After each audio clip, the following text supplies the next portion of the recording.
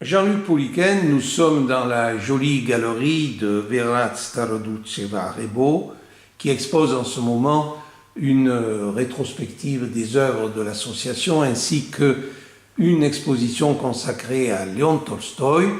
Et à cette occasion, je voulais, pour TV83, discuter avec vous de votre dernier ouvrage, qui est un dialogue entre une grande critique d'art new-yorkaise et vous-même, à travers la poésie, quel est le sens de l'art, et en hommage un petit peu au départ avec un grand critique d'art, André Salmon.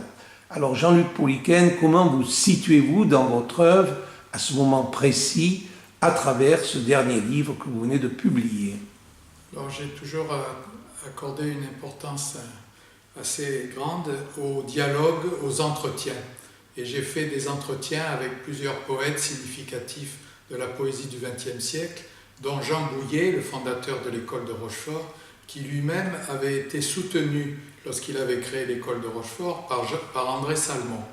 Il se trouve que André Salmon suscite des ferveurs des deux côtés de l'Atlantique, et en particulier du côté de New York, où Bert Gershnesik fait partie d'un groupe qui a pour but de traduire les œuvres d'André Salmon et de le faire connaître outre-Atlantique. Il était, enfin on ne peut pas dire barois puisqu'il est né à Paris, mais il a fini ses jours à Sanary. Oui. Et il a soutenu de nombreux grands peintres, une œuvre importante sur le plan roman, poésie, et il a même fini dans le conseil municipal de Sanary. Et c'est lui qui a fait donner la rue Kisling, du grand peintre également. Oui. Alors, votre œuvre, cette conversation transatlantique, que j'ai lue avec beaucoup de bonheur, montre que finalement la poésie n'a pas de frontières.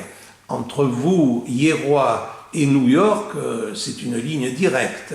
C'est ça qui est assez extraordinaire, c'est de voir que la poésie peut traverser les océans et faire vibrer sur les mêmes sujets des personnalités de cultures différentes, et que la poésie d'outre-Atlantique est aussi présente en France. On pense à la Beat Génération, par exemple, qui a eu des échos chez nous.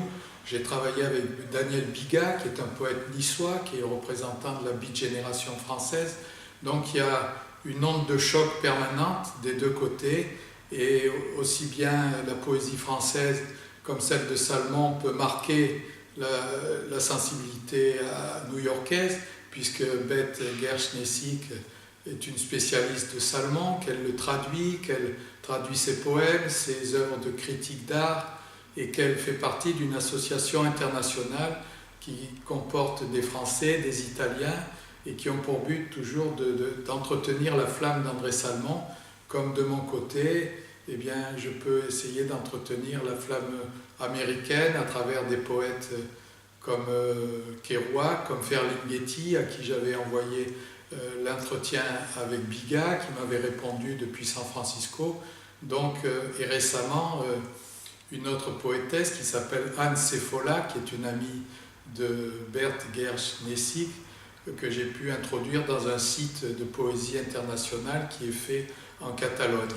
Donc alors, les échanges sont permanents. Bien sûr. Et surtout, la poésie telle que je l'ai lue à travers vos œuvres est disons, une poésie qui est à la fois d'un grand lyrisme, d'une pureté, je dirais, d'une linéarité merveilleuse qui fait penser par exemple à René Guicadou. Et vous vous inscrivez dans ce qu'on pourrait appeler le post-lyrisme humaniste actuel, un petit peu en décalage avec une poésie refermée, un peu hermétique, absconse, qui peut-être a détourné un public d'elle. On parlait tout à l'heure de la place de la poésie actuellement. Vous qui êtes les mains dans la pâte poétique, puisque vous écrivez, vous continuez à publier une œuvre importante, comment voyez-vous l'évolution de la poésie actuelle, en France en particulier?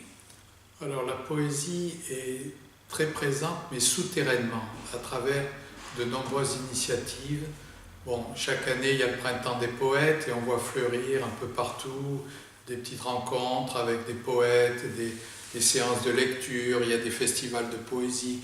Donc on ne peut pas dire que la poésie soit morte, elle est vivante, mais d'une façon sous-jacente, et elle n'a pas accès aux grands médias.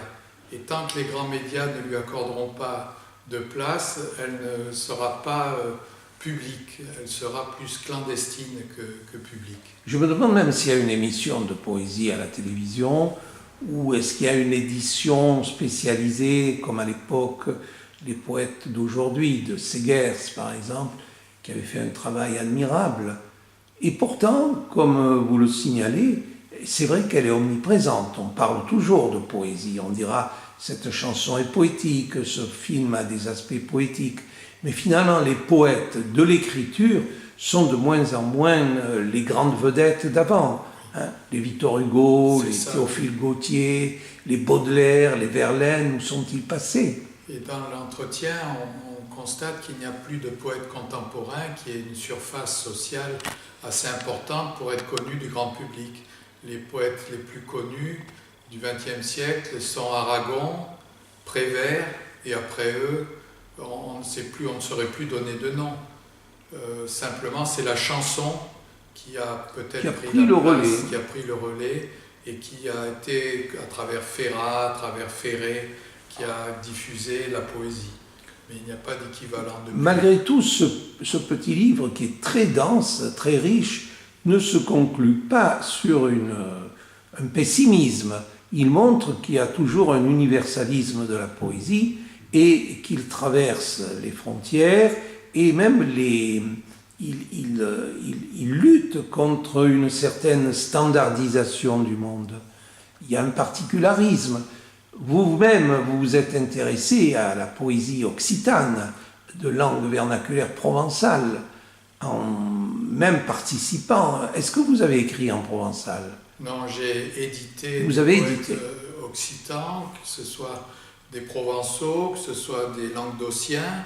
J'ai fait un entretien avec Serge Bec, qui est provençal, et Bernard Manciette, qui est gascon, pour faire un état des lieux de la poésie de Languedoc. Le paradoxe, c'est qu'à un moment où la poésie française est un peu timide, Bernard Manciette, il y a une dizaine d'années, pouvait sortir un livre de 1000 vers en gascon, et ce livre a eu tellement de succès, L'enterrement à Sabre, qu'il est passé dans la collection Poésie Gallimard. Donc loin d'être minoritaire, cette poésie qui était sûre d'elle-même, qui était tonitruante, est arrivée à avoir un écho dans une langue qui pourtant était minoritaire.